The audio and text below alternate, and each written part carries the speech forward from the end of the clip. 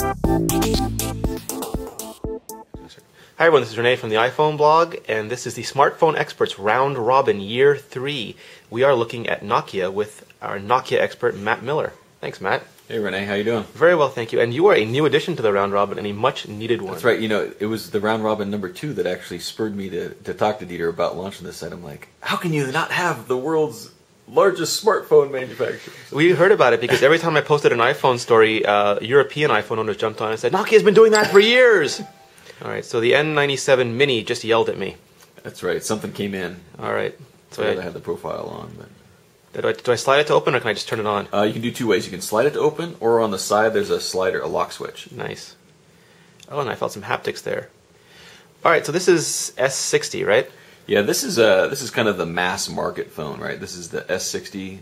This particular one is 5th edition, which just means it's touch. Okay. And as you can see here, this is a resistive screen, not capacitive. So and that's kind of your. There we go. Yeah, that options there lets you to customize this whole standby screen. I don't know what customizations are, man. I'm an iPhone user. So you can change your wallpaper. You can add content. If you go ahead and click on Add Content. Okay. And these are all the different kind of widgets that you can add to this home screen. You can see, you can scroll up. I mean, these are just some that are loaded by default and some that applications actually support. So if you go back button, that's another thing I'm not used to. This, and then we hit done. This is my customization for me, right? There's application launchers there. There's a Facebook widget. There's an email widget, and then there's photo contacts for speed dial, right? And then even up here, you can tap on the date for get to the calendar. You can tap on the time to get to the alarm clock. All right, so stop yelling at me. It's yelling because I'm an iPhone user. But as an iPhone user, we just have that lock screen. It tells us the time and not much else. And this looks like a very useful way to get glanceable data. Yeah, and that's what I try to set this up so that when I can just turn it on and boom, see what I need to see. It's like a very graphical start screen. Now this is also a slider, right? So I have a keyboard here somewhere. Yeah. Is it vertical or horizontal? You're going the right way. I'm going the right way? Yeah, it's a little tight. It's new. Oh, and I'm incredibly... It's easier if you rotate it, and then kind of a two thumb. Boop. Oh, nice. All right, so then I get I get this keyboard. Now, is this much smaller than the standard N97? No, the lengthwise, it's pretty much the same. The standard one has a directional pad. They've swapped in directional arrows over here. Okay. And what's a little bit unusual about this whole N97 that you can see is the space bar is way offset. See that down? Oh, okay. The little space bar is over here. But it's kind of closer to your thumb, right? So yeah, you have to absolutely. really reach across for it. You know? Yeah, well, you know, Crackberry Kevin has this analogy about whether you type on 2 different sides or you reach across, and I'm a reach acrosser. So, oh, okay. Yeah, so the wider keyboards, I prefer the smaller keyboards. So this is going to become Nokia's lower end operating system, maybe? The S60 will still be in the low and mid end, and right now this is a high end device. But eventually, I imagine within 2 years, we won't see that S60 in the high ends. We'll see what you have in your hand now. Now, I am not convinced that you didn't just put your netbook in the washer and dryer and shrink it down, because this really is like a mobile computer. I got to get zoom in here because this thing is huge.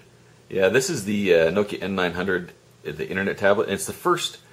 This is the 4th internet tablet, but this is the first one with a phone built into it. So they basically just took the tablet and added the phone, and they were good to go? That's right. Something Microsoft hasn't figured out with the Zune yet? Yeah. No.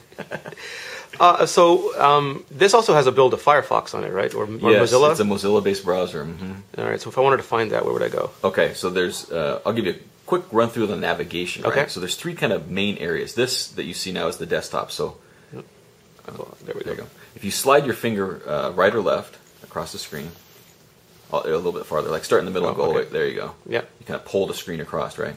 There, you'll see there's 4 separate desktops. Okay. And each one is fully customizable. Oh, this great. one in particular has bookmarks. Yeah. And these are active bookmarks on there. Other ones are for contacts, widgets. So what do I have to do to launch this?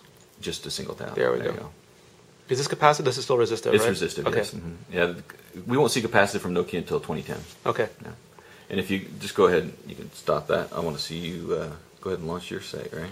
Oh, my site, okay. I'm going to try and type. It's still finishing loading there. Way.